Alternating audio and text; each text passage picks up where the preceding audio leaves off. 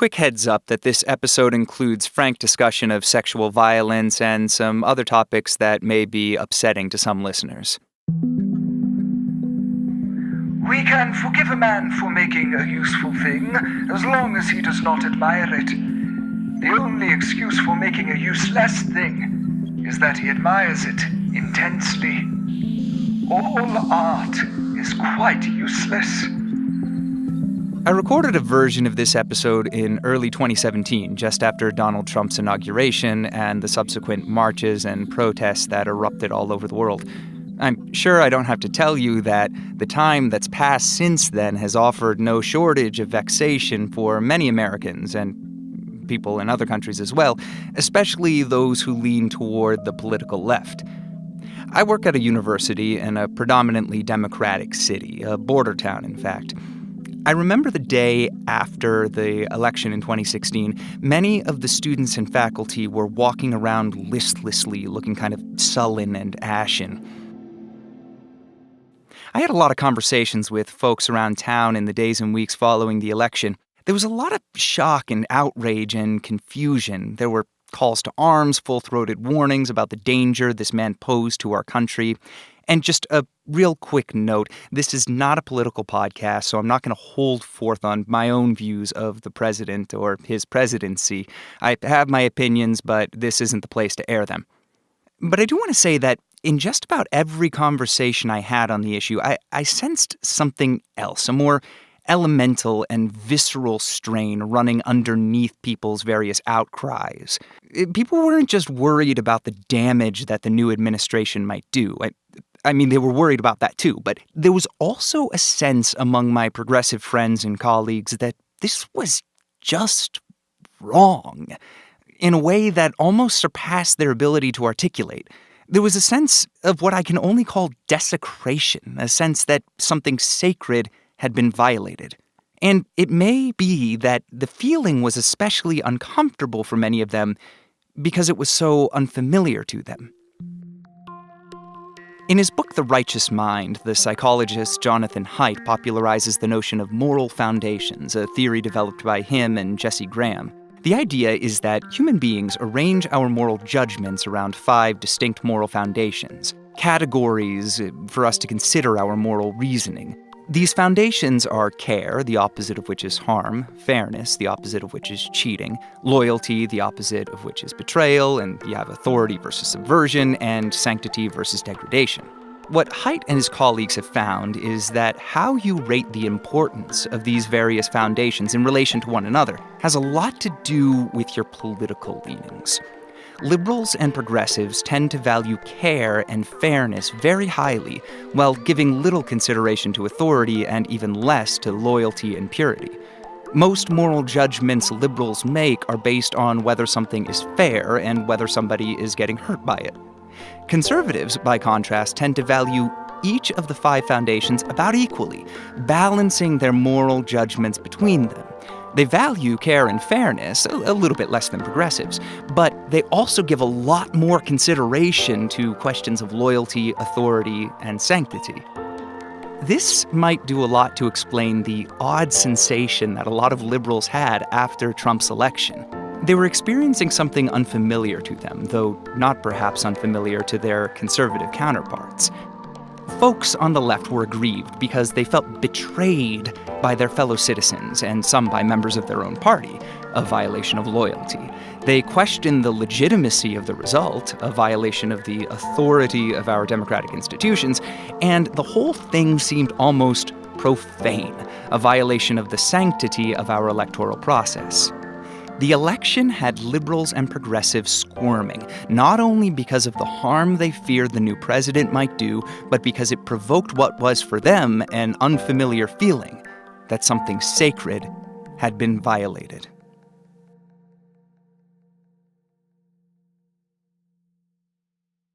Novels, plays, and movies, all forms of storytelling really, abound with moral dilemmas.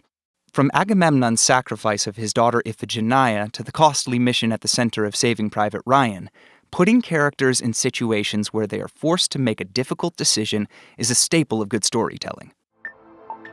Now, it's pretty obvious why a good moral dilemma forms the basis for so many strong stories. It provides conflict and inner turmoil, a hinge on which the narrative can spin. A well-conceived moral dilemma endows a story with dramatic, emotional, and philosophical layers that may be missing from a standard good versus evil slugfest. I mean, don't get me wrong, I don't mind a really good versus evil slugfest, but still. But I want to talk about another kind of situation. Something more like the predicament that progressives found themselves in after the election. The kind of situation when the discomfort we feel isn't so much because we don't know what's wrong and what's right, but because we feel that something is wrong, but maybe don't understand quite why we feel the way we do. That creepy, crawly feeling, which is worse, so much more uncomfortable in so many ways than simple outrage, that something just isn't right, even if we can't quite put our finger on exactly what's bugging us. What are we to do when our gut tells us that something is wrong? We just can't say exactly why it's wrong. And what can art perhaps tell us about this? I'm Greg Beam, and this is Quite Useless. Welcome to Quite Useless, a podcast about art and its role in our lives. Each episode, I take a look at a different topic in the arts, examining how it both reflects and shapes our perceptions of the world. Today I'm talking about moral confusion and discomfort, the nasty cousin of the familiar moral dilemma. The 1972 film Deliverance, based on the novel by James Dickey, plunges a group of big city tourists into a backwoods nightmare that upsets the balance of their own moral foundations. Traveling to rural Georgia for a canoeing trip, 4 friends from Atlanta find themselves terrorized by some local reprobates. In the film's most famous scene, one of the visitors, Bobby, played by Ned Beatty, is ordered to squeal like a pig while his attacker rapes him. The assault itself is brutal and terrifying, but the command to squeal like a pig, which the victim tearfully follows, moves the scene into a whole other territory. It's a detail that's not included in the novel or in the screenplay for that matter, and there are conflicting accounts about who came up with the line on the set of the movie. Regardless of its source, though, this notorious line transfigures an already horrifying scene of sexual violence into something disgusting and monstrous. We can understand the feeling it engenders by referring, again, to the moral foundations. Where the attack itself no doubt inflicts extreme harm on the victim, the added indignity of having to squeal like a pig profanes him, degrades him, undermines the sanctity of his personhood. And the sense of violation is only heightened by the behavior of the rapist and his accomplice, who treat the whole thing like a game, gleefully mocking their victims. Bobby's friend, Ed, played by Jon Voight, barely escapes being raped himself, rescued by another of their friends, Lewis, Burt Reynolds, who kills the attackers. Later in the film, Ed, at Lewis's urging, shoots and kills a man who may be stalking their party. The men weigh the body down with rocks and sink it under the water so that it will never be found. The formerly gentle and civilized Ed, once again Jon Voight, out of loyalty to his group, murders a man who may not even have posed a threat to them. His decision may be justified depending on the moral lens through which we interpret the information available to the characters. You see, an aura of discomfort hangs about the film long before the locals have done Ed and his friends any harm. There's a whiff of tribal tension in the air and hostility working in both directions, but felt perhaps most keenly in the city boys' condescending attitude toward the country folk. Now, for someone who is concerned about loyalty and purity as much as fairness and harm, for someone who takes these tribal tensions in stride and the implicit moral judgments that go with them, Ed's decision to shoot a potentially innocent man might seem easily defensible. It's collateral damage in a small instance of warfare. The possible wrong done to the unidentified man could be viewed as an acceptable cost of Ed's loyalty to his friends. But Ed's sensibilities are more urban and progressive. He had reached out to the locals early in the film, playing an instrumental duet with a boy sitting out on the porch. And so, the decision haunts him.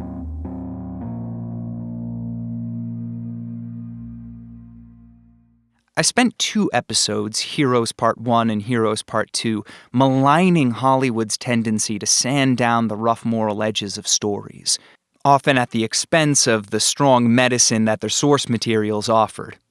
But the fact is, when filmmakers have the clarity and the courage to take on challenging material, film has an almost singular capacity for eliciting moral discomfort from the viewer.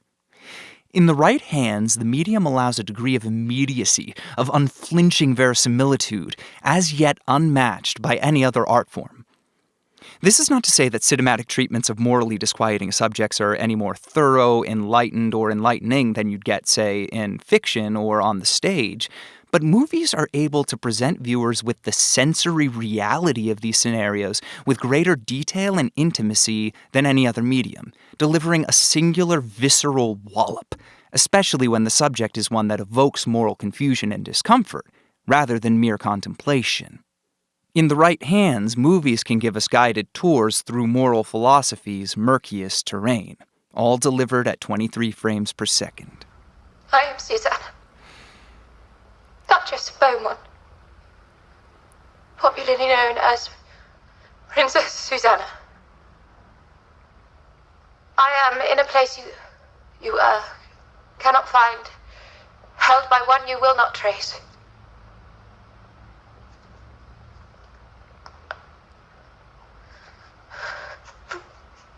Prime Minister Michael Callan. Prime Minister Michael Callan, my life. My life depends on you. That was a clip from the first episode of the first season of the BBC series, well, now the Netflix series, Black Mirror, entitled The National Anthem. Deliverance, it turns out, wasn't the last piece of filmmaking to invoke the prospect of human porcine relations to mind-reeling and stomach-churning effect. Black Mirror's creator, Charlie Brooker, decided to give it to us literally, devising a scenario in which a kidnapper threatens to kill the Princess of England, whose voice you heard, unless the Prime Minister goes on national television and has sex with a pig. The Prime Minister, played with appropriate queasiness by Rory Kinnear, naturally looks for a way to get around the kidnapper's demand, and he isn't alone.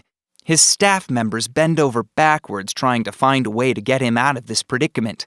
Now, if we consider it in the framework of a conventional moral dilemma, there's not a whole lot to say about this situation. Like, if you cast this as your classic trolley problem, the trolley goes one way and the princess is killed, it goes the other way and the prime minister has to publicly diddle some livestock, it's kind of a no-brainer. The experience will no doubt be unpleasant for the prime minister, and while we could get into some esoteric debates about whether to regard the pig as a moral agent and whether it's capable of offering consent, no one is getting killed with this option. It seems, in terms of cost, to be the obviously right thing to do. So what's the problem? Jonathan Haidt, whom I mentioned earlier, has done some research into an effect that he calls moral dumbfounding. He brings subjects into his office and describes scenarios in which no one is getting hurt, but there's something gross or aberrant or otherwise objectionable about the behavior. For instance, imagine this scenario. A man goes to the grocery store and buys a roasting chicken. He brings it home, has sex with it, then cooks it and eats it. When people are confronted with this scenario and asked whether or not the man's behavior is acceptable, they almost universally say, oh no, that's not okay at all. But when they're asked what exactly is wrong with his behavior, they draw a blank. They sputter and can't come up with any meaningful rationale for their assessment, saying things like, I don't know why it's wrong, it just is. They are, quite simply, dumbfounded. Now, for me, it's clear what's wrong about this because I'm vegetarian, but supposing that you're not, it's not clear that the man has done anything wrong at all. Yet most of us want to say that there's something wrong with it.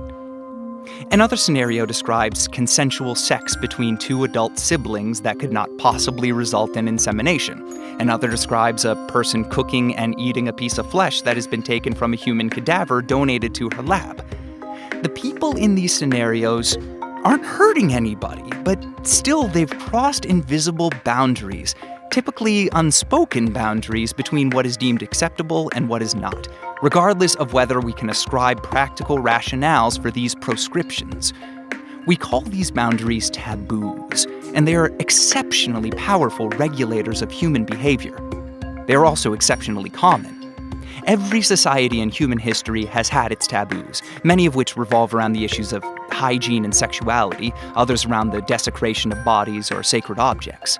Even political lefties who don't invest a lot in the moral foundation of sanctity tacitly observe dozens of taboos as they go about their day. Not, for instance, exposing themselves on public transportation or moisturizing their hands with mayonnaise packets at the company food court, even if it might feel good.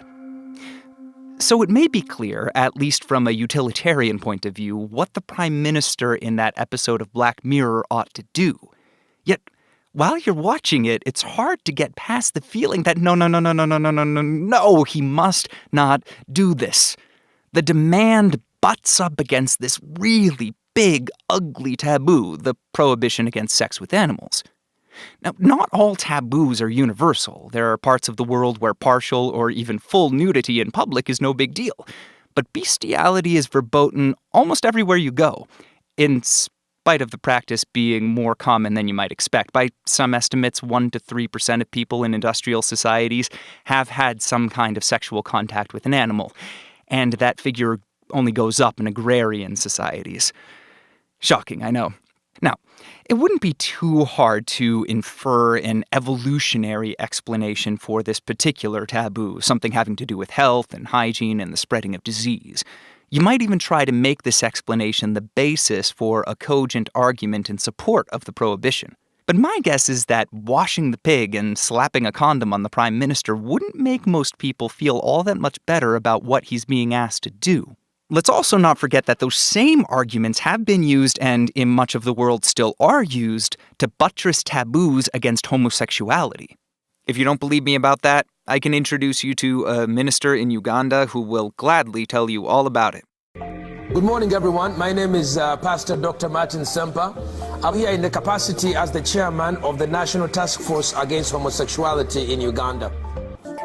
I've taken time to do a little research to know what homosexuals do in the privacy of their bedroom. One of the things they do is called anal leaking, where a man's anus is leaked like this by the other person, like ice cream. And then what happens, even poo-poo comes out. The other poo-poo's out, and then they eat the poo-poo.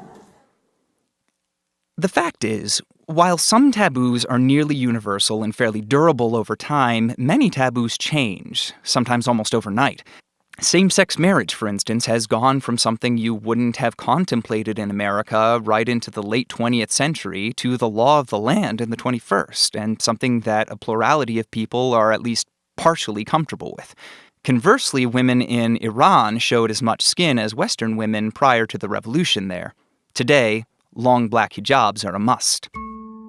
But the fluidity of taboos does nothing to diminish their potency when they are in effect. The kidnapper in Black Mirror has a keen understanding of this power. He knows that his demand might be more difficult for the Prime Minister to go through with than something that may be more obviously immoral, say, publicly beating a defenseless man. As a candidate, Donald Trump could get away with making a comment about shooting someone on Fifth Avenue because, although it's horrifying, there is no specific taboo in our society about killing. It's something that we all agree is wrong, but there's no taboo around it. Had he alternatively made a comment about bestiality or necrophilia, it might not have gone over so well, even among his base. It may seem strange that what amounts to a question of tastefulness might wield as much, if not more, influence than a question of what is substantially, quantifiably good or bad. Nonetheless, taboos hold our imaginations captive, appealing to elemental qualities in human nature, a fact demonstrated by the depiction of the British public in that episode of Black Mirror. They are revolted by the prospect of the country's leader performing this disgusting act, but they can't turn away from their TVs.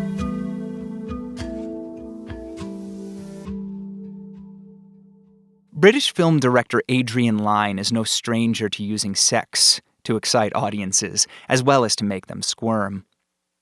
Line had a string of titillating hits in the 80s and 90s, including the controversial erotic drama 9½, which was initially banned in the US, the mind-bending psychological thriller Jacob's Ladder, and most famously the box office sensation Fatal Attraction.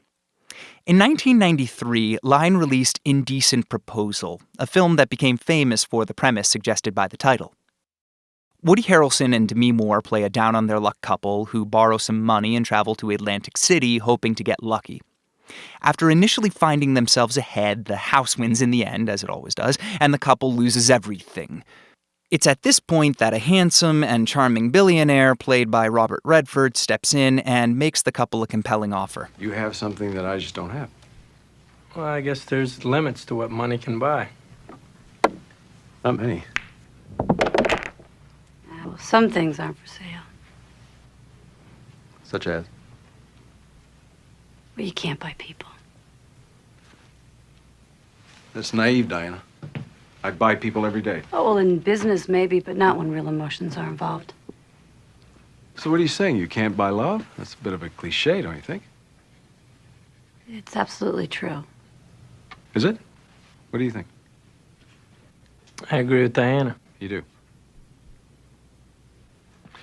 Well, let's test the cliche. Suppose I were to offer you $1 million for one night with your wife.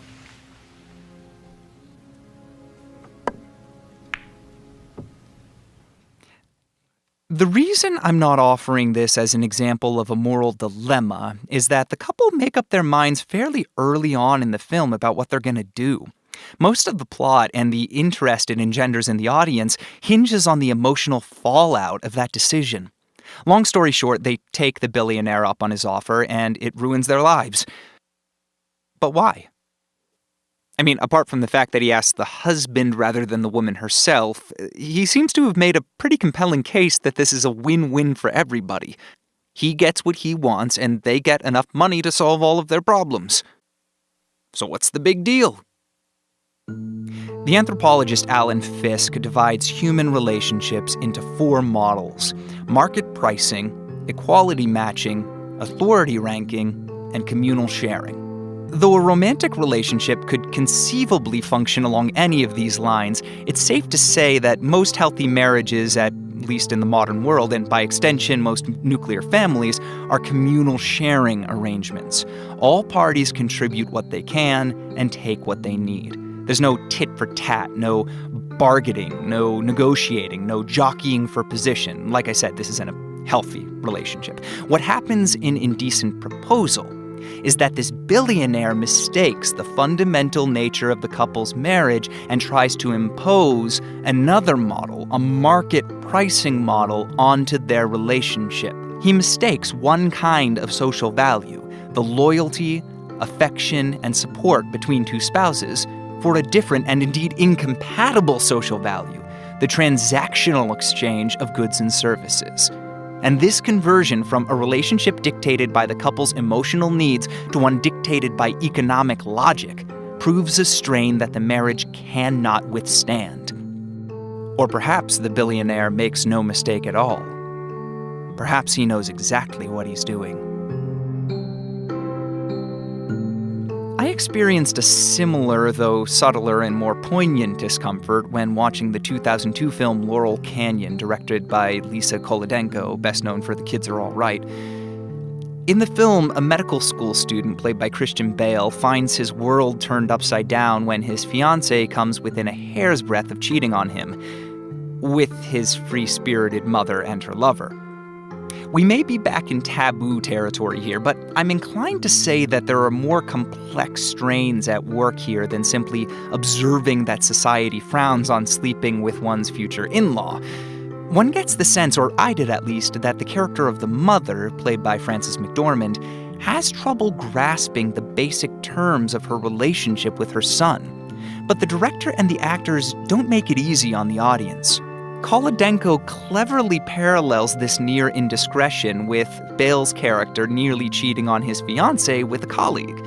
The scene is intimate and intense and leaves the viewer questioning why they should judge one act so much more harshly than the other, even though I would guess that most viewers are inclined to. I squirmed when I saw it in the theater. Beyond the situations themselves, there's a kind of meta discomfort I experienced with both Indecent Proposal and Laurel Canyon. These movies give us bourgeois characters in bourgeois predicaments. Even the cash-strapped protagonists of Indecent Proposal are struggling within a basically affluent white American milieu. They're not shuffling around shoeless through a remote village in a developing nation. They have a hotel room in Atlantic City and nice clothes to wear to their meeting with the billionaire. There are millions of women, and men for that matter, all over the world who find themselves having to go into sex work to provide for themselves and their loved ones. For those people, it's not a subject for hand-wringing, it's a question of survival, and they are not getting anything close to $1 million in exchange for their services. The movie was targeted to white middle-class Westerners. I'm willing to bet that for a lot of us, the discomfort we feel watching Demi Moore and Woody Harrelson has more to do with their socioeconomic status and our own feeling that people like this shouldn't be in a situation like that than it does with a fundamental aversion to the idea of paying or being paid for sex. Laurel Canyon is, again, a bit subtler example, but there is a similar air of privilege hanging about the film. The characters loll about in their digs in the Hollywood Hills, afflicted with so much luxury and leisure time that it's no wonder they end up getting themselves in trouble. What boredom.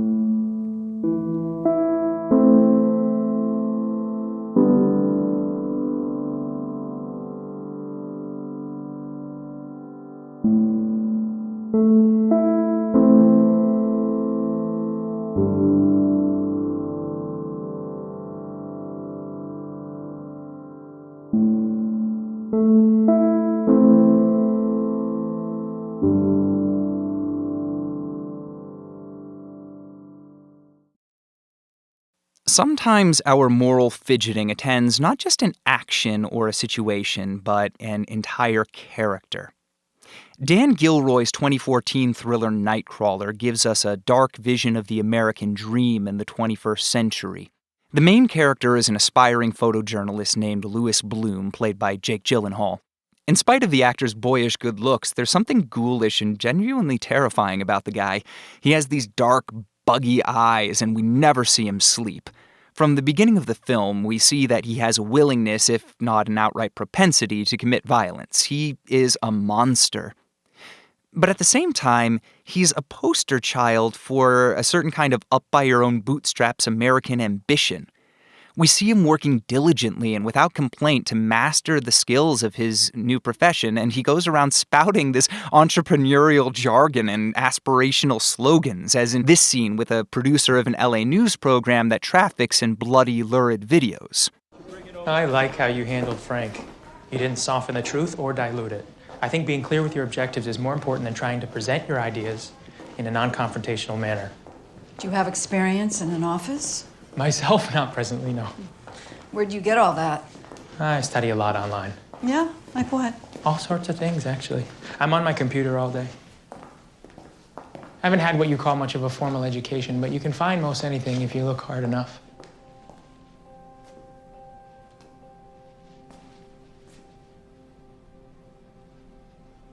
Last year, I took an online business course, for example, and I learned that you have to have a business plan before starting a business. And that why you pursue something is equally as important as what you pursue. The site advised you to answer the following question before you decide where to focus your abilities. The question was, what do I love to do? The site suggested making a list of your strengths and weaknesses. What am I good at? What am I not good at? Maybe I want to strengthen and develop knowledge about the things I'm already good at. Maybe I want to strengthen my weaknesses.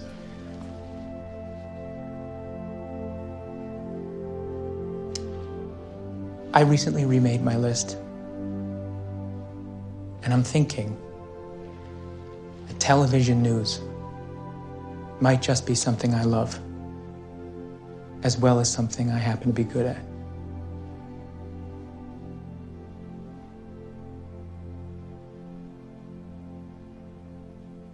The guy is a sociopath, equally untroubled by the brutality of the scenes he captures and the increasingly vile actions he takes to promote his growing business. But he is a quintessentially American sociopath in the mold of Patrick Bateman. In a way, he's doing everything he's supposed to do to succeed. Along the way, he meets another cameraman, played by Bill Paxton, who starts out as a colleague and becomes the competition, to horrifying results. And you see with Paxton's character, and with the producer played by Rene Rousseau, that they don't know what to make of this guy Bloom. He's taking the kind of professional ethic that they espouse themselves to its logical extreme, and they're clearly disturbed by this. But how can they call him out on it without implicating themselves? For that matter, how can we accuse him without calling out our own self-serving aspirational tendencies and our clear thirst for the kind of footage that he's providing? I think this points to something fundamental about the way morality actually works in the world, and this is a subject there's been a lot of talk about in politics lately. Morality can't ever be just about concepts and principles and codes of behavior. Those may be necessary, but they are not sufficient. Any functional moral system must take into account the people implementing and adhering to those codes of behavior. I talked about taboos creating a boundary on what we regard as acceptable behavior, however adaptable and arbitrary those taboos may be. But the most pervasive and important boundary that we have is the assumption that the people we're dealing with are basically reasonable and decent. You can have the best constitution and the best laws in the world, but they won't do what they're supposed to do if the people executing those laws are not fundamentally decent. It's easy to view Nightcrawler as a commentary on our culture, that a system structured to reward someone so vile must itself be sick, and the real monsters here are the unseen thousands of people who watch the footage he's providing. And that's fair. It's hard to get around that thesis when you're watching the film, and the director has said as much in interviews. But on a deeper level, the movie presents a problem that reaches beyond our current cultural afflictions. When we are dealing with someone like this guy, someone who is very bright and even reasonable in a way, but by no means decent, no code of ethics, however meticulously constructed, is going to fence him in. He will work night and day to find the weak points in the system and then exploit them.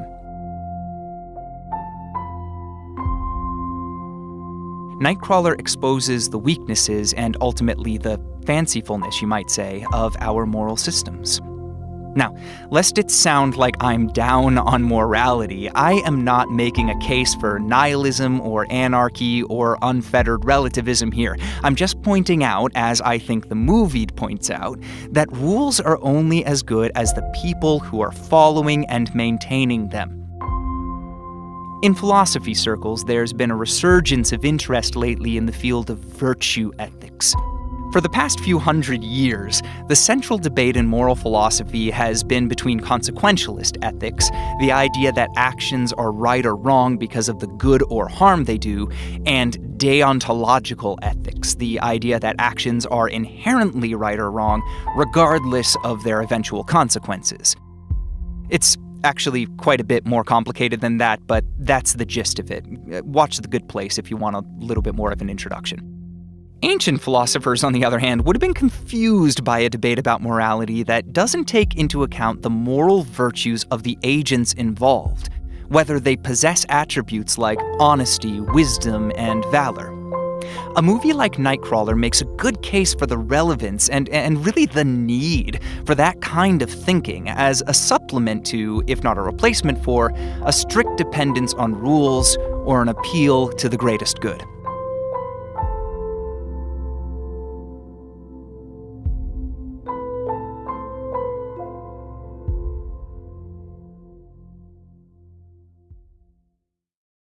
So, I've talked a fair amount about how these films may be interesting from a moral perspective, but I haven't really touched on what makes these moral quandaries aesthetically interesting. What makes them work as art?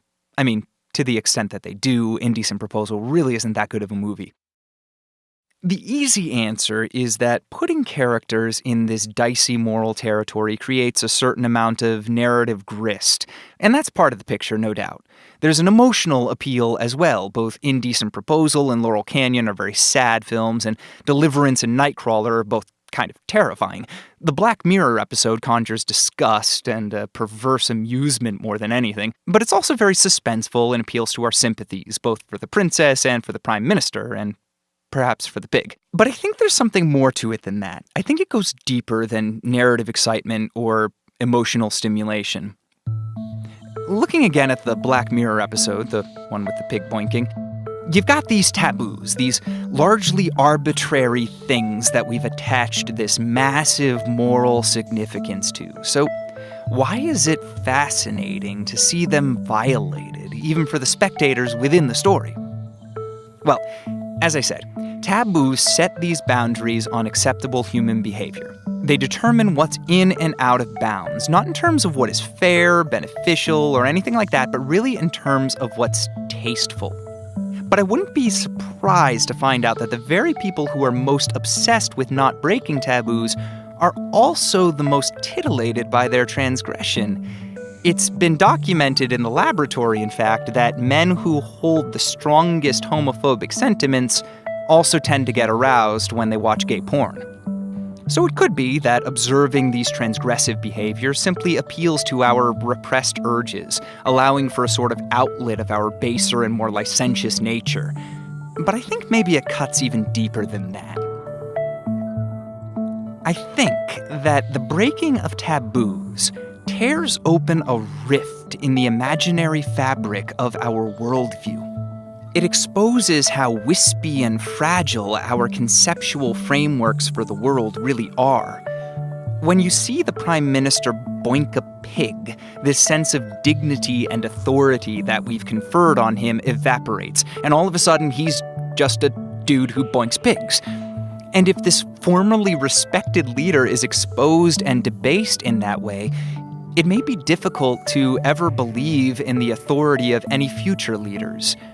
Seeing taboos violated blows our minds in about as close to a literal sense as possible. It explodes our notions about what it means to be human.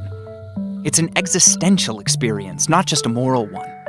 Maybe these narratives push us into a place where moral and even intellectual categories begin to fall apart, where we can't mediate the experience along strictly ethical or emotional or even conceptual lines, where conventional discourse fails to capture what's happening. Friedrich Nietzsche wrote, "It is only as an aesthetic phenomenon that the universe can be justified." Philosophy, broadly speaking, can be divided into 4 principal branches: ontology, or metaphysics, which is the study of being; epistemology, the study of knowledge; ethics, the study of actions; and aesthetics, the study of beauty and art. When Nietzsche wrote that it is only as an aesthetic phenomenon that the universe can be justified, he wasn't just making an aesthetic observation. He was making an ethical observation that if you're really looking for the basis of meaning in the world, you have to look beyond morality. He was also making an epistemological claim, that is, a claim about how we can know things. What we claim to know about the world is constrained by the manner in which we contemplate the world, the framework that we give ourselves for thinking about it. For Nietzsche, ethics is not the most accommodating framework for contemplation. Aesthetics is. Moral reasoning, while it is necessary and has value in human affairs, also has serious limitations. But when we contemplate aesthetically, our thoughts take flight. We are able to capture the most profound and mysterious aspects of existence and our being in the world. When we're presented with a moral quandary like those in the films I've talked about, it causes our conceptions about the world to collapse, our convenient quotidian models to evaporate. And maybe, just maybe, when our conventional moral and emotional and intellectual categories collapse, that's where real aesthetic experience begins. And having this experience, we may realize that Nietzsche's statement is not only an aesthetic claim, not only an ethical claim, not only an epistemological claim, it's also a metaphysical claim. Nietzsche writes elsewhere, seeming to channel a kind of Hindu Vedic wisdom of the world as a work of art that gives birth to itself. The world itself may in fact be an aesthetic phenomenon, and the variety of arts we use to reflect this phenomenon may serve as our best vehicle into the deepest truths of our own being.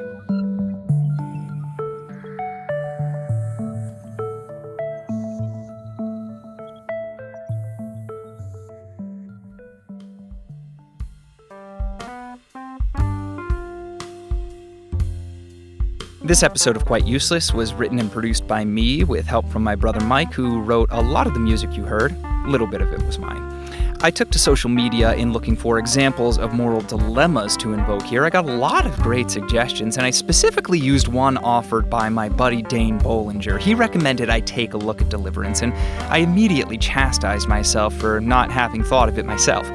Some other cool suggestions that I didn't have room to cover include the books and movies Watchmen, Seven, Gone Baby Gone, The Winter of Our Discontent, and the classic 1993 psychological thriller starring Macaulay Culkin, The Good Son, as well as a handful of video games including BioShock, Fallout 3 and 4, and The Last of Us.